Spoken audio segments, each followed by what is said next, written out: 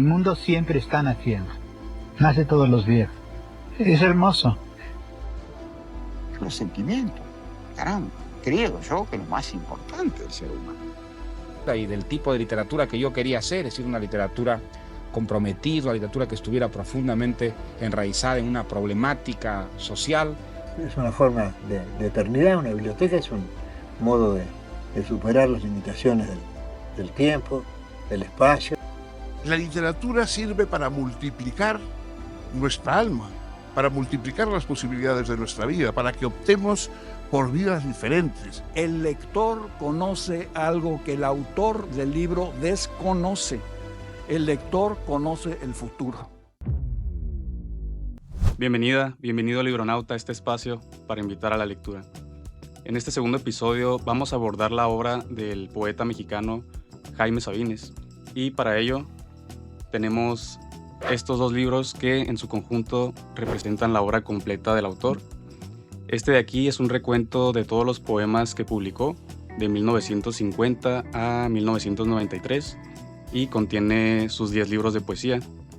Y este de acá se titula Los Amorosos, Cartas a Chepita, y es un libro póstumo ya que se publicó en el 2009, 10 años después del fallecimiento del poeta.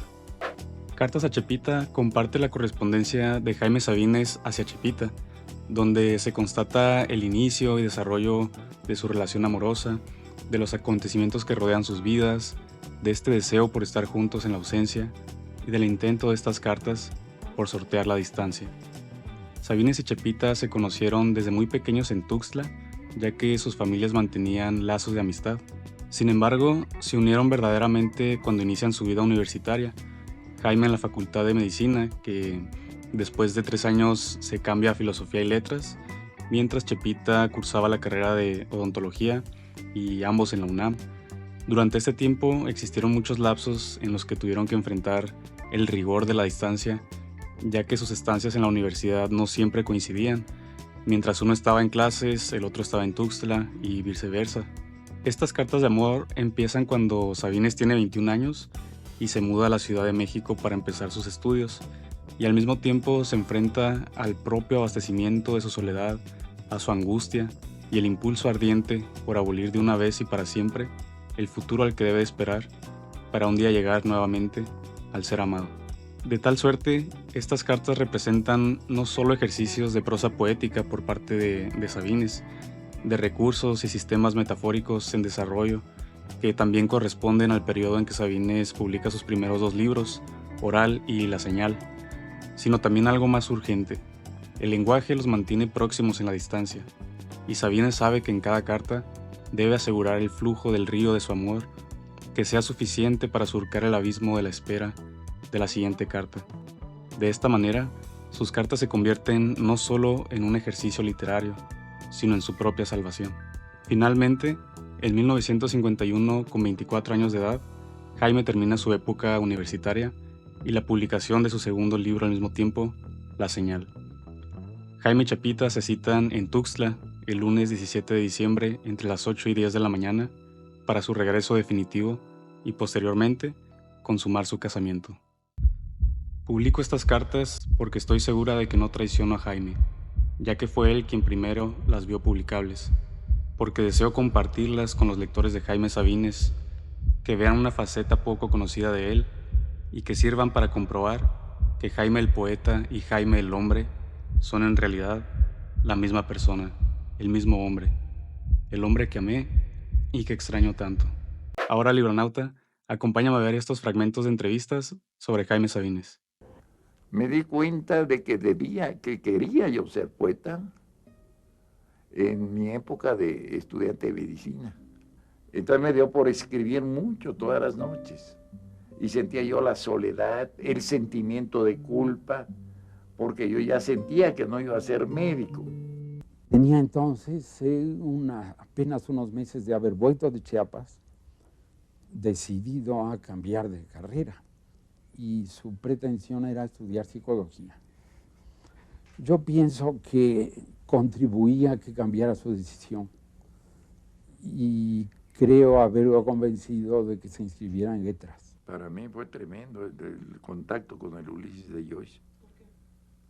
No sé, me hizo descubrir, no es tanto la literatura joyciana, porque yo recuerdo que me empecé a leer a Joyce en la mañana, seguí todo el día, no salía a comer, leí en la noche, al día siguiente mandé a comprarme unas tortas porque no quise salir, ni ir a la escuela, ni ir a la esquina.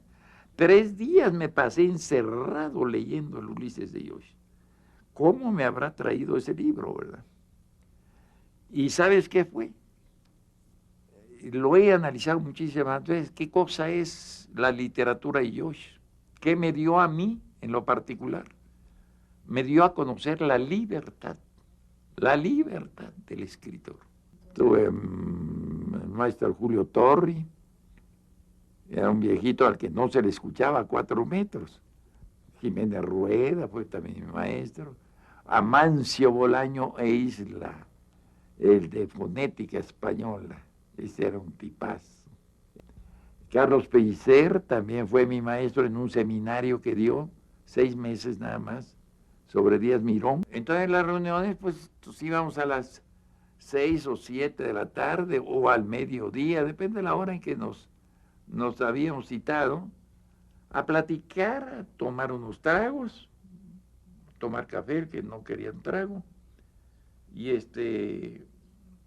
llegaban pues muchos de los escritores más famosos actualmente de México. Ahí yo conocí a Juan Rulfo, ahí conocí a Juan José Arreola, llegaban Lolita Castro, Chayo Castellanos, de vez en cuando llegaba la Pita Amor también. Estábamos una noche sentados alrededor de una sala enorme, pero a la orilla de la pared todas las sillas. Entonces quedaba un espacio vacío en el centro. Y había una puerta abierta, y entonces dijo Efrén, bueno, vamos a ver quién empieza, que empiecen para allá a leer. Allá empezó a leer no sé quién, luego le tocó a Lolita Castro, luego a Chayo Castellanos, y así vinieron de asiento en asiento, cada quien llevaba pues un capítulo de una novela, un poema, cualquier cosa, un pedazo de una obra de teatro.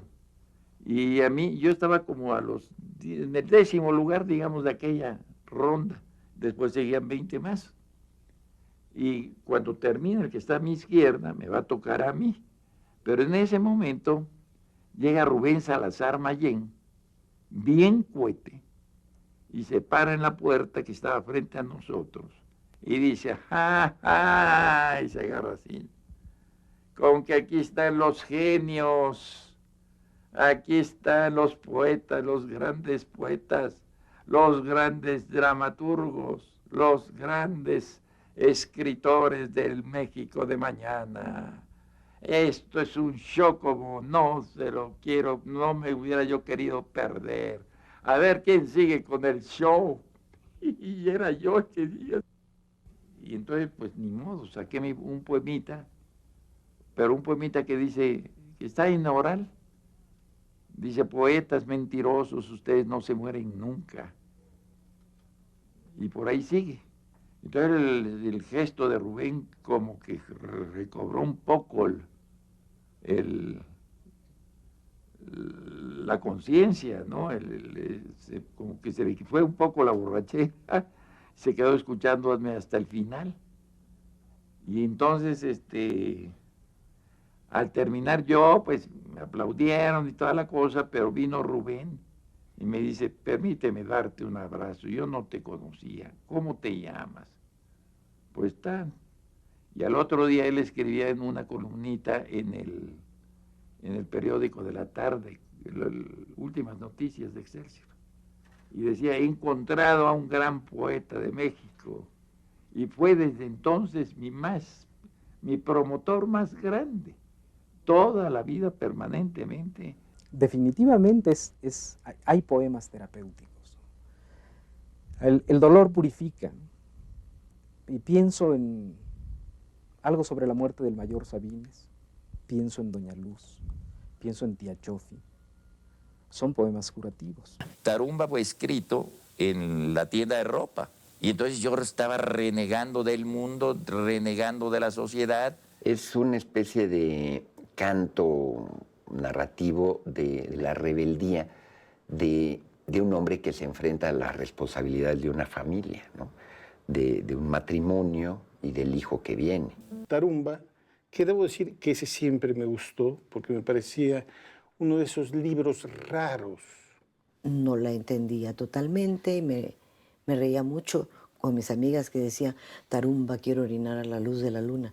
Un poema difícil, quizá el poema más difícil de Sabines, porque es un poema muy del hombre frente a la vida y frente al dolor, ¿no? Pero más tarde lo seguí leyendo y fui apreciando ese poema que en su momento es de una gran audacia, de una vanguardia.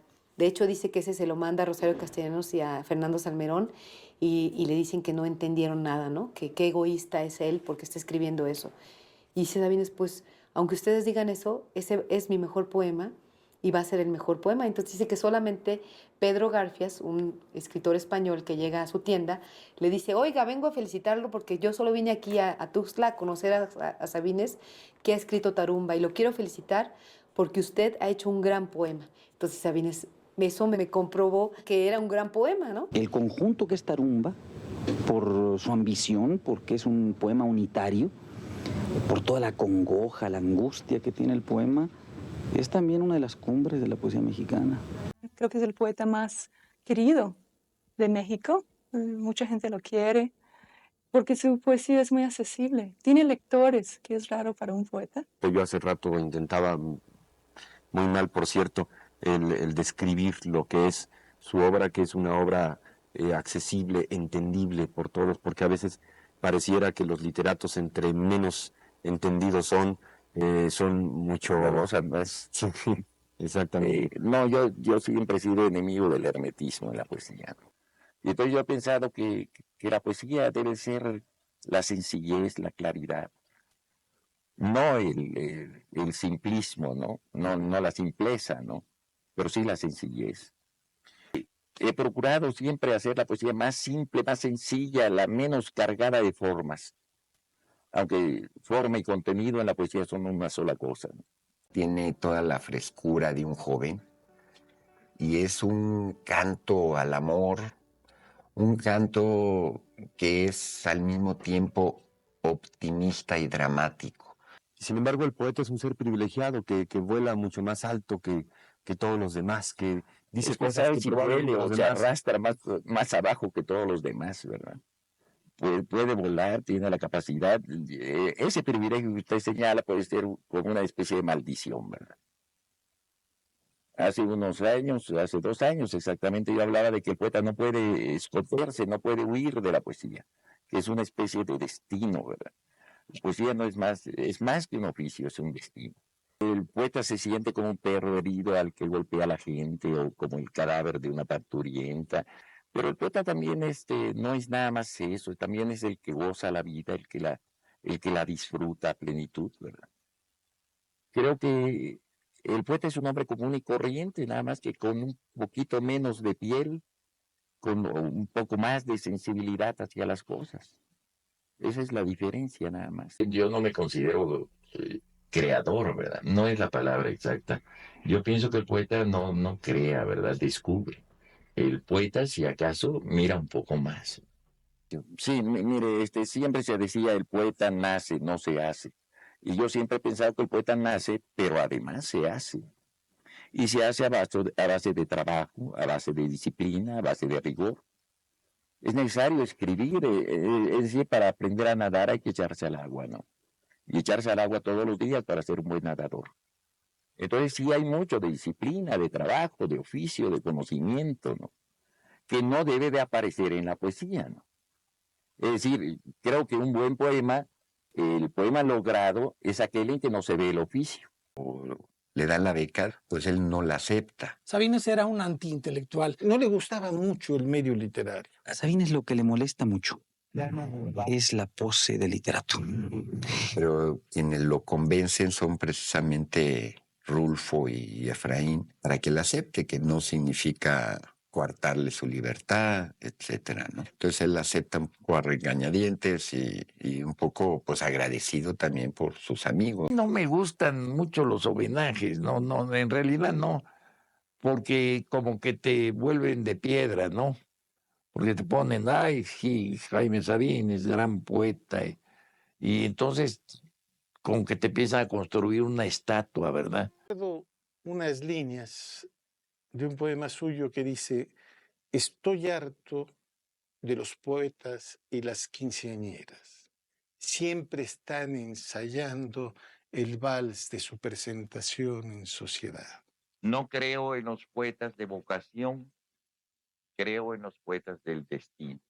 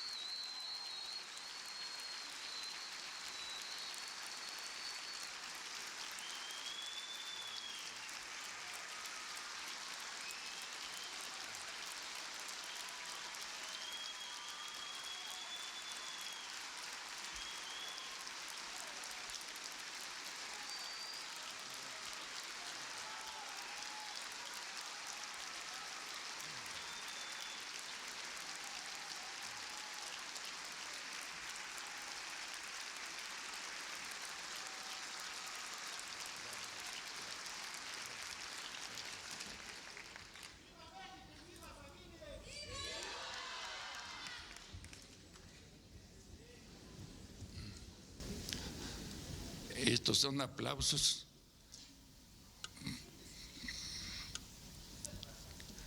que lo lastiman a uno. Como podemos ver, Sabines mantuvo interacción con grandes maestros como Julio Torri y Carlos Pellicer, así como con sus compañeros y amigos que serían también grandes escritores, como Efraín, Juan Rulfo, Juan José Arriola y Rosario Castellanos. Se consolidó como uno de los poetas mexicanos más importantes del siglo XX, y el carácter claro en su poesía lo acercó a muchos lectores. Su poema más conocido se titula Los Amorosos, y claro que lo vamos a recitar más adelante, pero para Sabines su libro más importante es Tarumba. Se preguntarán, ¿qué es o qué significa Tarumba? Nadie lo sabe, ya que Tarumba se menciona en todo el libro. Casi en todos los poemas Tarumba está presente, y en los que no, se muestra su sombra. Nunca nos dice qué o quién es Tarumba. Sin embargo, su presencia omnisciente lo acompaña dando saltos entre los versos, filtrándose unas veces como interlocutor de Sabines, y cito: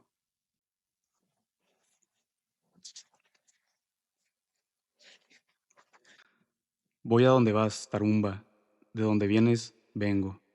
O te castigaron con darte solo 2 manos, salado Tarumba, tienes la piel como una boca y no te cansas. O también, no sé qué cosa eres, cuál es tu nombre verdadero, pero podría ser mi hermano o yo mismo. Podría ser también un fantasma, o el hijo de un fantasma, o el nieto de alguien que no existió nunca.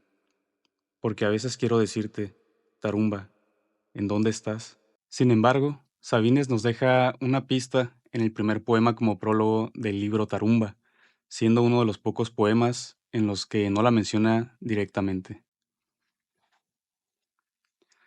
Estamos haciendo un libro, testimonio de lo que no decimos. Reunimos nuestro tiempo, nuestros dolores, nuestros ojos, las manos que tuvimos, los corazones que ensayamos. Nos traemos al libro y quedamos, no obstante, más grandes y más miserables que el libro. El lamento no es el dolor, el canto no es el pájaro. El libro no soy yo, ni es mi hijo, ni es la sombra de mi hijo. El libro es solo el tiempo, un tiempo mío entre todos mis tiempos, un grano en la mazorca, un pedazo de hidra. Nos da la impresión de que Tarumba es una hoja en el libro del tiempo, de las posibilidades de un Jaime Sabines no manifestado. Tarumba es la línea temporal en la que existe el Jaime Sabines que la nombra, pero Tarumba es aún más que la hoja, es el libro completo, es el tiempo del Jaime Sabines actual, pero también de los demás. Más aún, Tarumba parece ser lo que está detrás del tiempo, aquello que lo acompaña y atestigua y que no le da respuesta. ¿Ustedes qué opinan? Y ahora sí, vamos con la lectura del poema Los Amorosos, que es probablemente el poema más conocido de Jaime Sabines, y también de la lectura de Dos cartas a Chepita. Los amorosos callan. El amor es el silencio más fino, el más tembloroso, el más insoportable. Los amorosos buscan. Los amorosos son los que abandonan, son los que cambian, los que olvidan. Su corazón les dice que nunca han de encontrar, no encuentran, buscan. Los amorosos andan como locos porque están solos, solos, solos, entregándose, dándose a cada rato, llorando porque no salvan al amor. Les preocupa el amor. Los amorosos viven al día, no pueden hacer más, no saben. Siempre están yendo, siempre hacia alguna parte. Esperan, no esperan nada, pero esperan. Saben que nunca han de encontrar. El amor es la prórroga perpetua. Siempre el paso siguiente, el otro, el otro. Los amorosos son los insaciables, los que siempre, qué bueno, han de estar solos. Los amorosos son la hidra del cuento. Tienen serpientes en lugar de brazos. Las venas del cuello se les hinchan también como serpientes para asfixiarlos. Los amorosos no pueden dormir, porque si duermen se los comen los gusanos. En la oscuridad abren los ojos y se les cae en ellos el espanto. Encuentran alacranes bajo la sábana y su cama flota como sobre un lago. Los amorosos son locos, solo locos, sin Dios y sin diablo. Los amorosos salen de sus cuevas, temblorosos, hambrientos, a cazar fantasmas. Se ríen de las gentes que lo saben todo, de las que aman a perpetuidad, verídicamente, de las que creen en el amor como una lámpara de inagotable aceite. Los amorosos juegan a coger el agua, a tatuar el humo, a no irse. Juegan el largo, el triste juego del amor. Nadie ha de resignarse. Dicen que nadie ha de resignarse. Los amorosos se avergüenzan de toda conformación. Vacíos, pero vacíos de una a otra costilla. La muerte les fermenta detrás de los ojos, y ellos caminan, lloran hasta la madrugada, en que trenes y gallos se despiden dolorosamente. Les llega a veces un olor a tierra recién nacida, a mujeres que duermen con la mano en el sexo, complacidas, a arroyos de agua tierna y a cocinas. Los amorosos se ponen a cantar entre labios una canción no aprendida, y se van llorando, llorando la hermosa vida. Un joven se anticipa a las prevenciones de la amada, las ataja, y en la operación de la sinceridad debe verse también la obligación de la poesía. Yo no me enamoro a cada paso de unos ojos, de una palabra, de un gesto oportuno, de una sugerencia, y no obstante, solo quiero a Chepita. El lugar común le es hostil a Sabines, es territorio enemigo. ¿Quién, sino un poeta, se enamoraría de una sugerencia? No es que Sabines escriba para la posteridad, él lo hace para esa posteridad que es él mismo, situado en el goce de sus relecturas, o tan solo en el percibir, que no prodiga concisiones, que puede hablar de lo intrascendente porque eso constituye la trascendencia, del vivir cotidiano, pero también se debe profundizar en el amor, y para ello, vehículo privilegiado, nada más está la poesía.